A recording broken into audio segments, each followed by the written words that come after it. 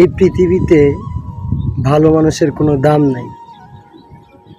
এটার প্রমাণ অনেক আছে, কিন্তু ইদানিং যেটা দেখতেছি, যারা প্রতিবাদ করে, যেমন নাসিরউদ্দিন পাটোয়ারি, সারজিদ আলম, হাসনাত আবদুল্লাহ, তারা বেয়াদব। অবশ্য আমাদের মতো যারা আছে তাদের কাছে এরকম বেয়াদবগুলাই ভালো লাগে, কিন্তু ভালো মানুষের যে দাম নাই এটার প্রমাণ হচ্ছে নাসিরউদ্দিন পাটোয়ারি নিজে। সে গাড়ি চালাইতো, সে যে গাড়ি ভাড়া আনছিল ওই গাড়িগুলো ভাঙ্গা ফেলছে দীক্ষা ওই মালিকে তারে গাড়ি দিচ্ছে না। বা এক সিএনজিওলাকে জিজ্ঞাসা করছে যে আমাকে একটু নিয়ে যাও, সিএনজিওলা বলে আমার গাড়ি ভেঙে ফেলবে।